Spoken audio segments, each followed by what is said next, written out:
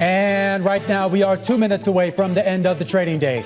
Romaine Bostick alongside Scarlet Fu. We're counting you down to the closing bell. You're here to help take us beyond the bell. It's a global simulcast. We're joined right now by Tim Stenovec, and I believe, if I squint very hard, I have a Carol Massar I was sighting. working yesterday. Don't get used to this. I wasn't here, but I was working yesterday. She's not here tomorrow. She's not here tomorrow. Okay. All right. Well, let's welcome all of our viewers across our Bloomberg platforms, because this is the last time you're going to see Carol Massar this week. On a day where, Carol, you missed a huge rally yesterday, a record rally. NVIDIA topping $3 trillion. I know. A bit of a pullback, though, today. Yeah, I feel like it's kind of limping towards the jobs report tomorrow, and maybe even kind of limping. I do think we're focusing and thinking a lot about what the Fed's going to do next week. After the ECB cut rates as expected, guys, but talked about higher inflation. Still trying to get our head around that one to some extent, but I do think we're just kind of counting down to next week. And tomorrow, which is why I can take like off you Friday. said, 180,000 is the jobs expected to be added, according to economists surveyed by Bloomberg. Last month, it was 175,000. We'll see what the revisions say. We'll see what the number comes in at.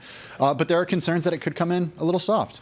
And let's not forget, after the jobs report at 8:30 a.m., you've got Roaring Kitty hosting. Oh, my God. See? I thought we were talking fundamentals From the here, serious to the For some people, craziness. this is fundamentals. At noon, he's going to be hosting a live, webinar, and he's going to talk through, I guess, his fundamentals for GameStop and all those other rundowns. meme stocks. We've got our new top story. All right. Well, those shares up about 50% now. In fact, that's one of the few bright spots out there, at least in terms of the big movers. I do think it's interesting, though, to see the pullback today in NVIDIA and Apple, which, of course, have been leading the rally over the last few days. I guess understandable given some of the big gains. Even the kids are loving it today. I guess if you're into the Dow Jones Industrial Average, a gain on the day of about 0.2%, and that is your one bright spot on the day. The S&P 500 lower only by about 1 point. So we'll just basically call it unchanged on the day, 53.53 as we wait for these numbers to settle. The NASDAQ composite is going to finish lower by about 15 points or 0.1%. The Russell 2000, though, that was a more definitive move to the downside, lower by 14 points or about 0.7%. All right, small caps, as you, I think, pointed out, or did you point out? I'm sure I did. Oh, okay, you did. Sorry, I was kind of listening, but I was also looking at some other stuff. All right, so let's go to the S&P 500. Story of my life. I appreciate your honesty, Carol. You and our wife are collaborating. It's kind of an even split. 202 names in the S&P 500 to the upside, gaining ground. 299, almost 300. Scarlet to the downside, 2 unchanged. All right, let's take a look at the IMAP and how the indexes, the industry groups within the index performed. Pretty much a mixed picture. Consumer discretionary, that includes your home builders, your automakers, and your retailers, gaining about 1%. Energy also higher, with oil prices and consumer staples gaining a third of 1%. The weak links, utilities, industrials, and for change, technology. All right. Wow. Yeah. Interesting. All right. So let's get to Scarlet. You really laid it out. I'm just going to remind everybody, GameStop, be there or be square tomorrow, and we'll see what is going on. But nonetheless, really an outperformer in today's session, up almost 50% at its highs, finishing the day just shy of a 47% gain. So we'll be looking to see what Keith Gill, Roaring Kitty, what he has to say, what he's doing in terms of his position. So kind of fascinating, to say the least. Lululemon, though, guys, up almost 10% at its highs today. Finishing the day with about a 4.8% gain. This was among your biggest gainers in both the S&P 500 and the NASDAQ 100. Company boosting its earnings per share guidance for the year and reported first quarter profit that topped expectations, and it raised its stock buyback plan by $1 billion. So that certainly... What? No. The one thing I want to mention, excitement over leggings that use hydrogen yarn. Sorry, I missed that. I don't What get is that? I don't know. Is it hydrogen water? It's going to cost at least $100, I'm sure. Okay, of course, and never go on sale. We've all been there. Yep. Illumina, also an outperformer today, folks, up about 7.5%. Another one of a top gainer in the S&P 500 and NASDAQ 100. Analysts have been weighing in on the news that the company is anticipated to spin off Grail from the company on June 24th, have it listed on the NASDAQ. You might remember European and U.S. regulators opposed the reacquisition of this company, which Illumina founded. Grail has a blood test to detect about 50 types of early stages of cancer. So you've analysts kind of weighing in on that. One more, J.M. Smucker, because I like to say it, up about 4.6%. The company's annual guidance, better than feared. At least that's what investors saw. The company sees 2025 adjusted EPS $9.80 to $10.20 a share. The estimate on the street is $10.18. But again, an outperformer in today's session. Okay, you got the outperformers. I got the underperformers. I do want to start with Vistra Corp, finishing the day down by 6.24%. We did see I was going to say outages, but they weren't outages. We saw declines across power and electrical equipment companies today. They extended a pullback even as investors bet that the firms will benefit from demand for power fueled by AI and data centers. One of those firms that fell was Vistra Corp, the worst performer on a percentage basis in the S&P 500 today. It was down as much as 9.8%. It did finish off its lows. The stock's still down, though, more than 18% from last week's record close. And shares of Hertz Global Holdings, the parent company of Hertz, falling today after Bloomberg reported that, citing people with knowledge of the matter, that the company is considering the sale of at least $700 million in securitized debt, as secured debt as well as convertible notes. This an effort to bolster its balance sheet after that EV blunder over the last few years. The company's advisors have begun contacting potential investors regarding the secured debt issue. Some of the people said, we should note that no final decisions have been made, and the size and other terms of any financing could change.